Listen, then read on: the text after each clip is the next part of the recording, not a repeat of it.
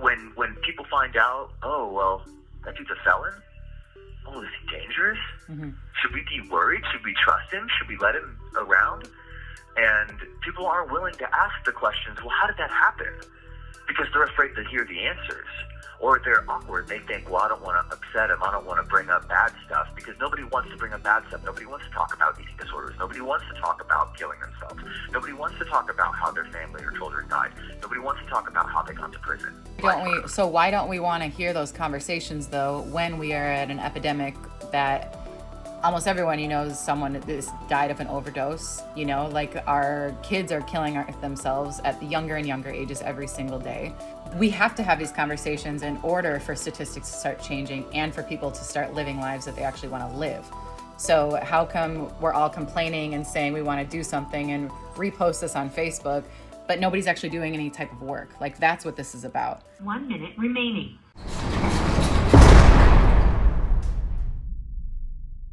You may begin speaking now. Hello, love. Hello, love. I'm curious, why does humanity love a good comeback story, but we don't seem to honor the process of when the person is down and out? It seems like as a society, we care a lot about the drama, the pain, and the hardship, and then we fast forward to when the bad, icky, gross stuff is happening, and then it's the celebration and the overcoming. I think the answer is because when you're telling a story or when you're watching a movie, you don't, or you're watching a TV show, people don't want to see pain and suffering and hardship for the most part. They want to see a little bit of that, but then they want to see the climb to growth, the climb to success, and then success, because it's, everyone who watches a movie and there's a big, epic, happy ending at the end, and it's, kind of like a happily ever after, and everything worked out fine. People will leave a movie theater after watching a movie like that feeling like, oh man, like, I need to do something great in my life. I need to do something awesome. And it seems like if you watch a movie that's nothing but pain and suffering, which there are movies like that, granted, but people tend not to watch them, because when you think of what a story is for, people telling stories is about escaping reality. It's about getting away from what is really going on and to live in a fantasy, or to live in the past, or to live in the future. And people don't want to see pain and suffering. They don't want to hear about the horrible stuff. They just want to hear and see the epic upbringing, because it's empowering to them. It makes them feel like they are able to achieve great things as well. There's a before and there's an after. And it seems in our culture that nobody cares about the in-between, yet we're constantly asking ourselves, how can we live better lives? How can we be better people? How can we fix climate change? How can we rehabilitate prisoners? Like, the answers are all in that in-between, but all of that is not being showcased anywhere. It's the before, and it's the you were the bad person, you did all these things, and then it's the celebration and the you've overcome, now you're good, now you are accepted. But without that transition period, or that time in rehab, or that time in prison, or that time that you had to check out from life and travel the world for a year, like, why? I'm just curious why we don't start having those conversations about the how you got from step A to step B. Well, I don't think that there's really been a chance yet. I mean, society obviously isn't ready to know what really goes on in the prison system, to really know what happens with these people who are felons and criminals, because I think that they would learn how easy it is to help, to fix this issue, to stop this and nip it in the bud at an early age, or before things get too bad. There's a lot of things that can be done to prevent, this mass incarceration issue that we're having in the United States. And And that's because everything that we experience every day is designed to escape. And if you started to see more and more sob stories and sad stories on Facebook, there's psychology and science that says that we are literally affected by what our feed shows us. And I don't know if people in general are ready to hear how truly bad it is in here, because there are so many other issues going on as it is in the world. I mean, everything's going to hell in a handbasket. And I'm not trying to say that it shouldn't be brought up, but I'm just saying that it's difficult to look at a whole storyline and want to see the tiny little details in the middle, like, let's say, for example, a prison sentence. I've seen a couple movies where there's a character who does all this crazy stuff, and then gets in trouble, and then they do a cut scene where the person's intake, and you see a little bit of them in prison oranges or black and whites, and then they cut to, it says like 8 months later or 18 months later, and it's them getting released out of the gates. Mm-hmm. And then it's the continuation of either they keep getting in trouble again, or they end up not getting in trouble. They do better. It's a success story. Right. And that's what I mean, that black and that white, but none of the in-between is what's the norm. Well, because people don't see this as a rehabilitation center. They see it as a pit to throw people away and lock away the key, or, throw away the key. Yeah.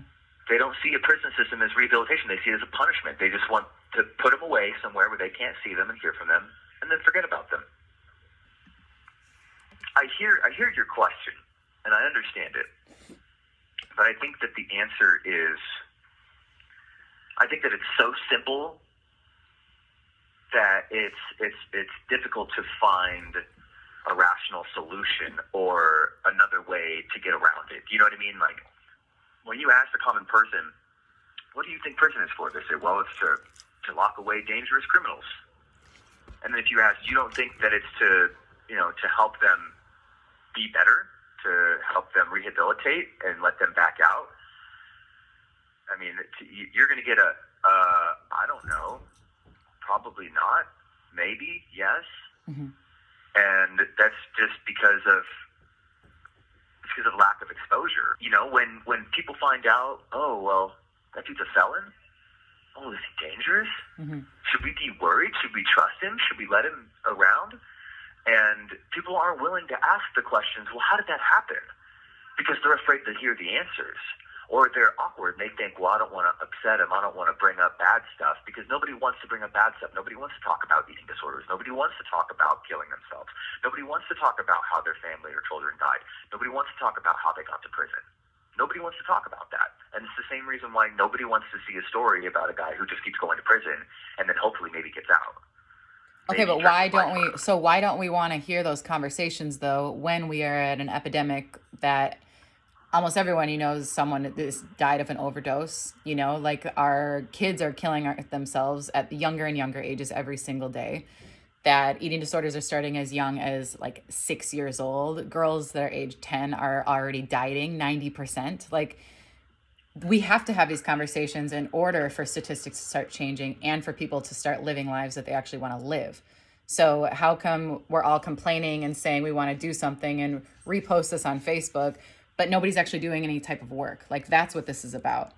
And this is the work that I'm doing, and this is the art that I'm making, and it's getting a lot of positive feedback, but it's like, talk is talk, like, how can we start making this real and making real change? I know it starts with a conversation, then that opens something up in people's minds to then come together and help and do something, like, physically with our hands or with the community. I really like that you asked the question. Like, people say, yeah, I want to help, but then never do anything. They say, yeah, share this on Facebook, but then that's all that they do. They go on about their day and forget about these things. But, after watching one video about how penguins are dying in Iceland, and everybody, goes, oh my God, share this. This is so horrible. But then nobody wants to volunteer, take time away from work because they have to pay rent and they've got food that they need to eat to survive and car payments and stuff like that. Nobody wants to take time to volunteer to go to Iceland to help clean a beach, and freezing cold areas. Nobody's willing to do that work, and it's because society is a moving train. It's a locomotive, and it's a machine. We can't. Most people don't have the ability to just stop working and stop taking care of their pets and their kids or whatever it is that their billables, and go and help a cause that they feel super passionate about. Few people are lucky enough to be able to do that. So a lot of people will do this. They'll go to the extreme, like the straw being in the turtle's nostril. You saw that? Yeah. That made real change. Like almost every coffee shop and restaurant, at least in Milwaukee, Wisconsin, is using compostable straws or not at all, or you have to ask for it, right? At least like the hip trendy ones, that I go to. And so like that made real change. So I guess the question is not necessarily like, I'm going to go to Iceland and help the penguins, but it's like, how can I start very small within my own community? We all have this grandiose idea, not we all, like a lot of us have this grandiose idea to like change the world and to do something really big, like with our lives, because it feels like that's what we're supposed to do. Like you said, like you see this video and then you're like, I have to go direct to Iceland because that's what affected me. When really, if we all made small changes within a mile of our own homes, like that's how change happens. When you see something like let's just for example, because everybody uses Facebook and it's easy to go to. When somebody sees a video on Facebook like with the turtle thing, if that was an article that had been published in a scientific journal from a college and was on a forum on the internet, and it wasn't just put on Facebook because it's things like the videos like that, like the Dodo channel and stuff like that. I mean, they push their videos. They make those videos and pay for them as advertisements. And they spend money on those videos. And they're meant to be educational, but they're also meant to be, it's like propaganda almost. They're designed in a certain way that catches the eye and is created very well to get people to feel a certain way. And if it was just a news article or something like that in a newspaper and you were reading it, a lot of people might not feel the same way, even if they saw the picture of the turtle. And I think that that's something to be mentioned too. Is how you say something and how you tell the story matters, and how people are affected by that. Like. Do you understand what I'm saying? Am I making sense? Yeah, no, I think so. And it also comes up like why are we, again, I think we go far off to like, I'm going to save the turtles and not use straws anymore, when it's like, what about the 10 homeless people who live a block away from you? Like, why are we so concerned with the turtles when people in your own neighborhood are dying of the freezing to death? So that's kind of something that I touched on earlier, is people have so many problems already as it is in the world that they don't want to hear one more. If you went up to a random stranger on the street and you asked them randomly, do you think you know everything about the justice system and about the prison system and how things work? Mm-hmm. And then they'll give you their answer. Oh, well, no, probably not. Or are you aware that this percentage of people, and give them some facts that will really turn their brains around and really, raise eyebrows. And they'll go, wow, no, I didn't know about any of that. And now that they know that they don't know anything about what's going on, these are multi-billion, trillion-dollar corporations, and millions of individuals, of citizens, of American citizens are inside of it. Then you say, well, what do you think can be done to change, to help that? Mm-hmm. And they'll give their answers. But then if you were to ask, what can you do? And then now they start thinking, well, nothing, because I've got a job that I got a 9 to 5 and I've got bills to pay. And there's already other issues. There's homeless people down the block that, I drive past them every morning and I feel like I should give them food, but I don't, because I'm on my way to work. And I don't want to get up earlier than I have to in my schedule to stop and go to the store and get them some food and buy it. Most, maybe some people are like that. I hope most people are like that. But I can't say that I know of many. I've met a few, but I don't know very many. And that's because there are so many other issues that are going on that people don't want to hear that there's one more thing wrong with the world. But then once you bring that to their attention, though, like with the turtle, you will see people who want to help. And when they see that something is already being done and that there is something that can be done, then people want to help. But if people feel like there's nothing that can be done, or it's too the waters are too murky to say, that changes things. Yeah. Well, how easy is it, to help the turtles? All that people have to do is manufacture different straws and then use them. People can get behind that. That's easy. Oh, cool. Yeah, I'll just go to the coffee shop that only makes recyclable and just, non-disposable straws, reusable straws. I'll only go there. That's easy. But when it comes to prison reform and the justice system, that's a little bit more complicated. You can't just buy, a plastic straw and it fixes, or a non-plastic straw and it fixes it. No, but we can have casual conversations. We can start bringing these topics up like every day. Again, the struggle, not necessarily just with prisoners. I know that that's what we're talking about, but it's like, again, you brought up 1 minute remaining. Other projects that I'm working on, eating disorder, suicide. Like how can this stuff not be so taboo? And that's just by bringing it up in conversation, right? But then again, everybody wants to just be comfortable. They don't want to be, I guess, so how do you healthily like expose this type of stuff? Well, let's say for an example, I had a partner in the past who she was terrified of homeless people. She was terrified of homeless people. Never wanted to be around them. Thought that they were all going to beg her for money, and just thought the worst of them. And that was because she never spent a lot of time around them. She was very privileged growing up and had a very well-to-do family. And I associate with everybody, and I know a lot of homeless people from where I'm from, and I started to introduce her to them, and more exposure that she got, the less afraid that she got, until eventually she was, speaking with them on the street like if they were best friends, and handing them food and asking them if they needed cigarettes or anything like that. And it only happened because of... Cut off. You may begin speaking now. Hello. Hi. You were getting somewhere good. What was I saying? I can't remember. And X was starting to like get over the fear of homelessness. Oh, yeah. So in the beginning, it was, I would always associate with homeless people in my town. It was a small town. I knew all of them. But that was because, I had been to NA with them. I had seen them at the churches. And even from a young age, I was exposed to travelers and people who had it pretty rough, alcoholics, drug addicts, travelers, nomads, etc. But when I was living in Corvallis, and I was with this partner at the time, and she had just this fear of homeless people, and if I was speaking to somebody who was transient or was traveling, she would stay out of the conversation and wouldn't know how to. She's like, I don't know how to talk to them. Like, I don't know what to say. Like, I feel like they're being weird. I feel like they're staring at me sexually. Like, I just feel uncomfortable. And that was the stigma of homeless people are dirty, nasty, sexual offenders who, will try to rob you or attack you or rape you at any moment.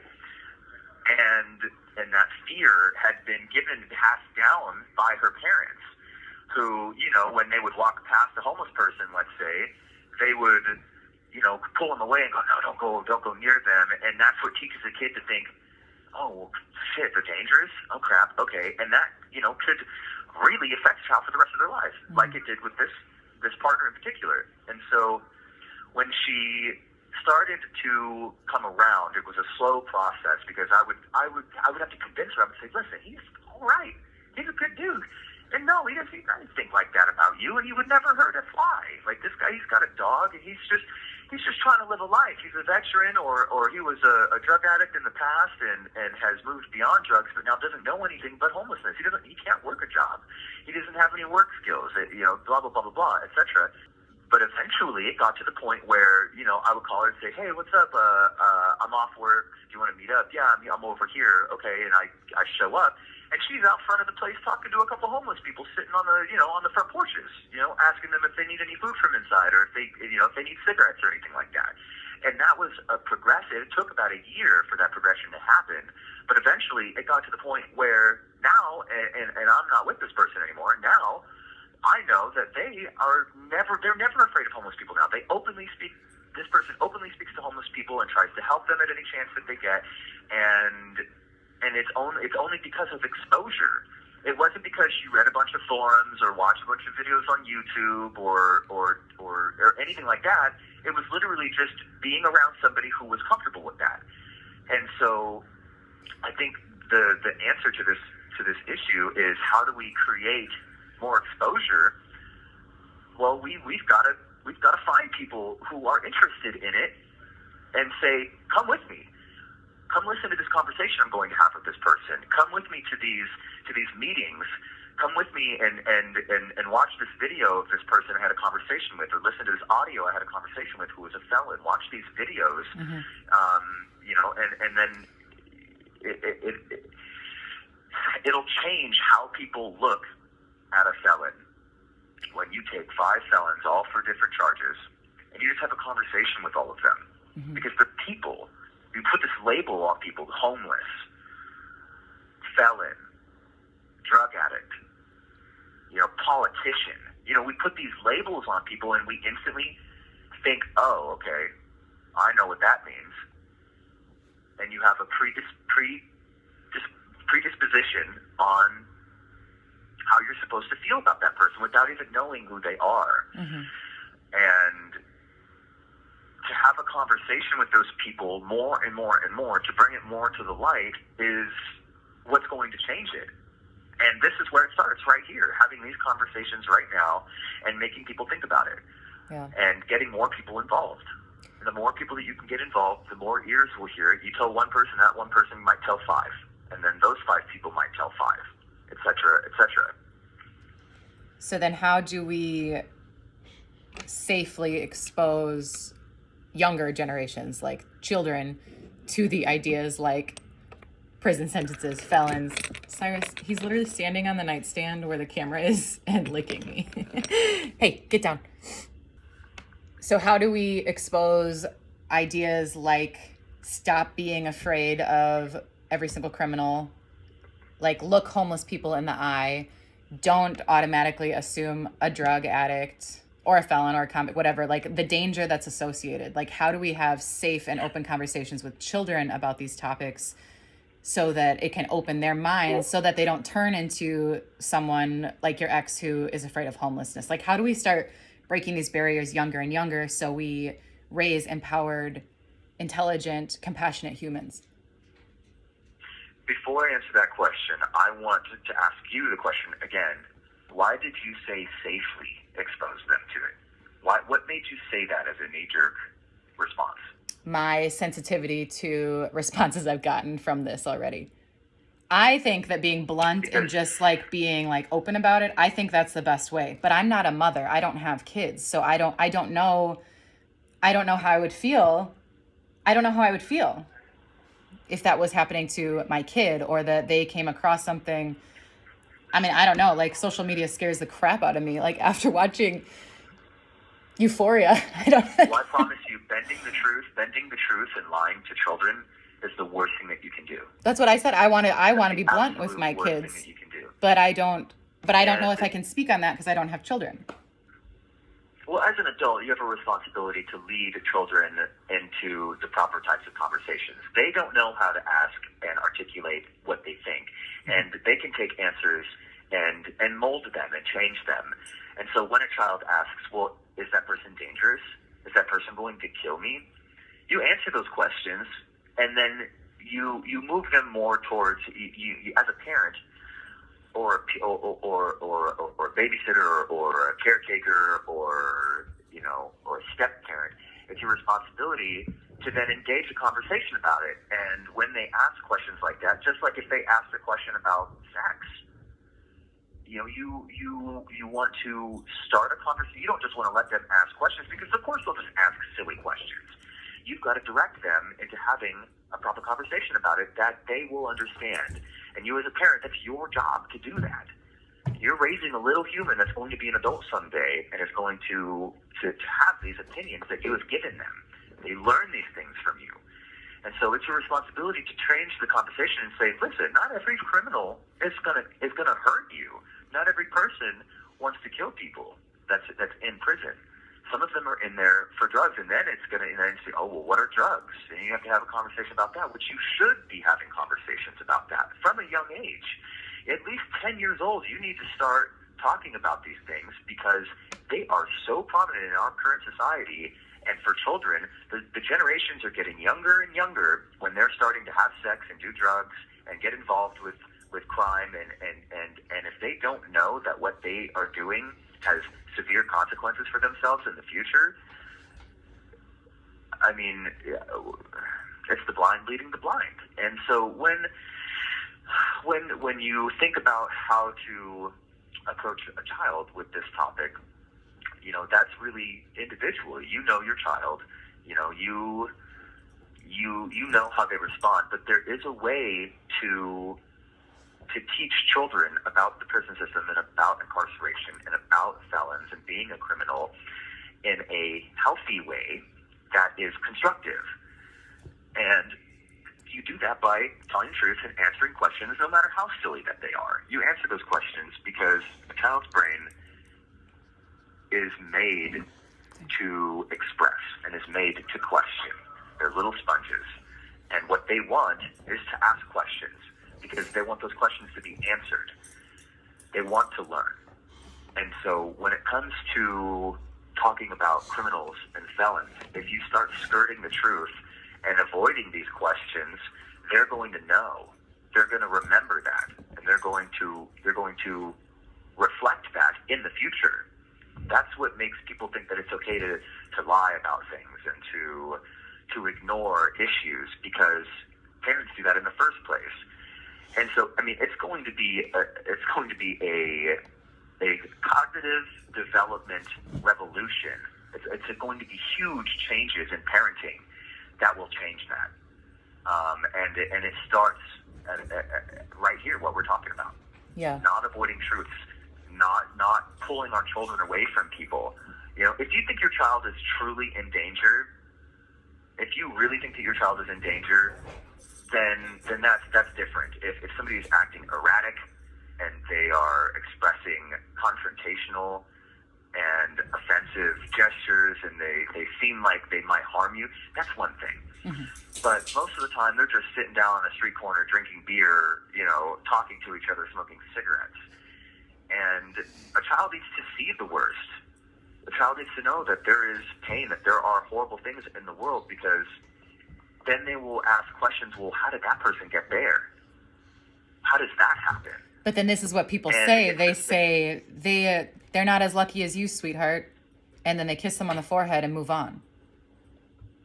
Like, well, we know the realities. They don't want to take the time to have the conversation. And that's what it is. People need to take the time to answer awkward questions and articulate themselves. Parents need to not be lazy. People need to not be lazy. And a lot of parents also don't know the struggle, though. Or again, it's like that so much privilege or just totally different lifestyle and upbringing that they are aware of all of this happening, but it's not. So like my life changed. I was thinking about this after we had our last conversation. We were in Minneapolis. My dad won an award for his radio station job at the time. And we had dinner, and one of the record reps, we left, and she gave her leftovers to a homeless person on the street. Like, we were in the middle of a conversation, and she was just like, hey, I wanted to give you this. And then we began our conversation and kept walking. Like, I was young, like in third grade, fourth grade. And ever since I saw that in my head, I said, I want to be a record rep. And it wasn't the fact that I wanted her job. It was the fact that I wanted to be like her. I just had this realization yesterday. Yeah. But if that didn't happen, and again, exposure at a very young age. Yep. I don't know if I'd be doing what I am right now. Do you know what I mean? I probably wouldn't have spoken to you in Santa Fe if I haven't done the traveling and I want to be a car living person. You know what I mean? You're not weird to me. But that's because, like you said, the exposure. So what about, like, a lot of my people and like friends who are watching this are those very privileged people. And like, thank God, you know what I mean? Like, we don't want to wish suffering on anyone, but if you are in that position to help the down and out, why don't we do a better job? I guess that's what I want to get to the root of. And it's like, this is the art that I'm making, but I'm also ready to like get my hands dirty. So are you asking a question? I know. I'm kind of talking all over the place. What would you say to No, the no, people? okay. I hear It's what not, you're saying. yeah, because it's not people, it is laziness, yes, but it's also protection. Like, how do you protect children from the ugliness of life? Or is that just a Band-Aid and we need to, when kids ask hard questions, like you tell them the truth point blank.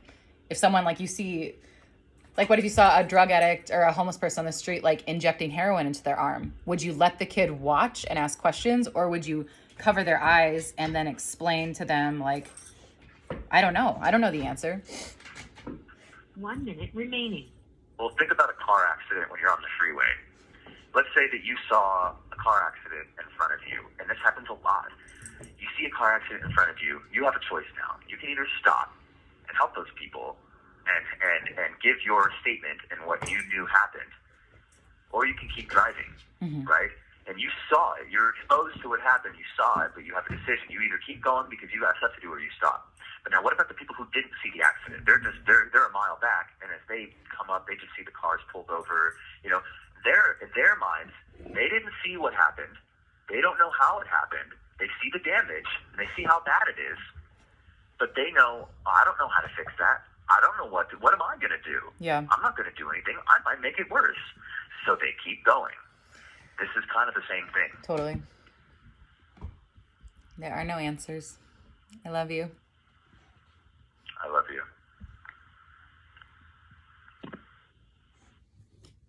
You may begin speaking now. Hello. Hi, babe. I got to get ready for work. Any last thoughts? I think that people need to feel a connection to a cause. They have to feel passionate about it. And you can't, I mean, you can create that passion by exposing people to things. But sometimes it's really hard to get people to want to respond when they don't already have that passion for something. Because like we mentioned before, they're so busy with their days and their lives and their jobs and their bills that they can't even fathom trying to help something like this. Mm-hmm. And so I think that it's important to share the information freely and willingly, but to focus on things that are going to get people involved. And I'm not saying that's what we should do. I'm just saying, like, if people want to start having conversations about this as everyday casual table talk, then if you're gonna talk about it, then you've got to be willing to talk about it all and to really have a conversation about it, not just like a oh, did you read that article about what's happening in the prison? Like, yeah, that really sucks. Yeah, it does. And you've got to start having conversations about what can be done and how does that help people? How many people could be helped? I mean, how is that going to change the world? How is that going to better the world? And how is that going to make you feel? How hard is that going to be for you? Mm-hmm. And to get people to feel passionate about something, you have to make them feel like something can be done. And so to have those conversations, there has to be an example, and right now there really isn't. You have television. They just want people to view other people's pain. It's the same thing with intervention. It's the same thing with hoarders. People want to see that somebody's life is worse than theirs. It makes good television. But that doesn't mean that it's helping these criminals. It doesn't mean that it's helping these people. If anything, it's showing people that, people who are in prison can be in a relationship, and then when they get out, everything can go to shit. Right. It shows the worst and a little bit of the best. And it's designed specifically for ratings. They want TV ratings. Something like what we're trying to do is definitely different, but we kind of have to follow in line with that. We have to create interest. We have to make people feel passionate about it by giving them something to feel passionate about. Like the turtle, like you said before, people love turtles. They're animals. They're super cute. And sea turtles were almost extinct at one point. Mm-hmm. And, that's something that a lot of people can get passionate about. There's PETA. PETA is a huge group. Yeah, I thought about that earlier. It's a huge movement. Right. PETA is a huge movement. How did that start? How exposure. How did they get people to be passionate? You know, people don't think that felons are cute. They think they're dangerous, but snow leopards are dangerous. They're extremely dangerous, and you've probably never seen one, but they're extinct, and people care about that. Oh, save the snow leopards.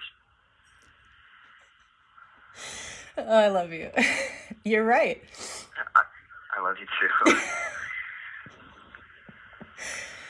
I gotta go. I'm gonna be late. I was late yesterday. You going at trouble. You going at 11 now? 11:30. It's only 11, babe. I don't have my work clothes on. Oh, okay. Okay, I didn't know that. Sorry. Yeah. It's okay. Stop caring about snow leopards and care about my sexy felon. No. That's not what I'm saying. Keep caring about the I'm snow making leopards. a joke, That's okay, obviously. Jesus. But, you know, people need to ask themselves, why are they so passionate about things that they have nothing to do with? Yes. That are never going to affect their lives personally? Why? Why Yes. are they so interested in those things? Thank you. And then when they have That's that funny. answer, how can they move that to other things like homelessness and hunger and in our own neighborhoods? Yeah. How, you know, incarceration. How do we help these people who have no one when they get out? How do we help them? How do we make sure that they don't commit another crime, that they're not hurting our community? How can we help them? Because it is possible. If you can save a fucking snow leopard that lives 3,000 miles away on another continent that nobody's ever seen with their own naked eye, they have to hide cameras for 7 months in order to get one picture of one. But you can donate $10 to that cause, even though it doesn't have anything to do with you. How can you also do that with the criminal system and the justice system and incarceration? Yes.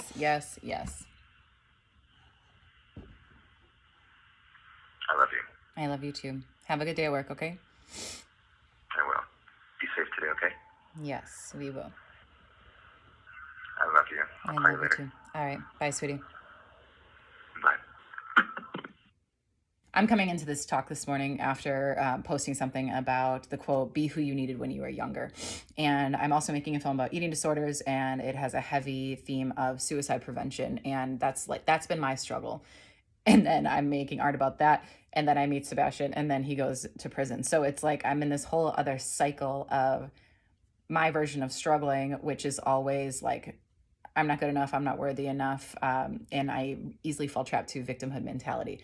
So through a lot of the work that helped me get through my depression, anxiety, eating disorder, and suicidal ideation, I can now put into this hardship of separation and like lack of control and not knowing how to fix a broken system that's so much larger than I can even fathom. But I'm taking all of those coping mechanisms and putting that into the way I live my everyday life now, and then also using my voice and my artistic abilities to use a platform to instill change. And I'm seeing that happening very quickly by how people are responding and different types of followers that I'm getting. And the be who you needed when you were younger, that's always my like go-to gut when I get kind of messed up or confused or things get cloudy. It's like, what voice did I need to hear? But we brought up a really good point that is like, with your young cognitive abilities, you don't know how to ask or to articulate what you need. You don't even necessarily know it. You can just feel it.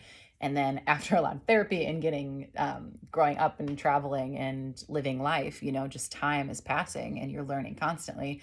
Now I know what I needed when I was younger. So I'm going to use that as motivation to do things like this. But that's just how I've always been. And that's why I have to make art, because I have to get these feelings and sensations out of my body in order to do something with it tangibly.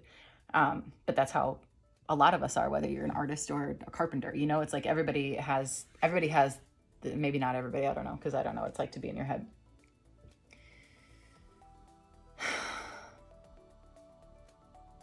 I just hope that we can bring real exposure to these issues to the surface in a constructive, beautiful, and educational way, and that it's not taken to the places that like Hollywood goes to with everything, like a lot of things being spectacle and shock value, and just for pure entertainment. These platforms like social media, when we can have a voice to a face to something that's in your hand that can be super powerful for mechanisms of change, I think it's an awesome time to be alive and to be able to share stories like this.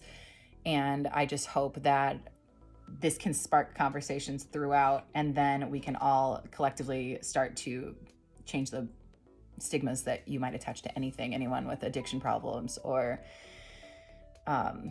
mental illness. Again, prison system is what we are exposing. So again, it's just like, we are all suffering. Look people in the eye and just treat each other with kindness and do better, please. Thank you. 1 minute remaining.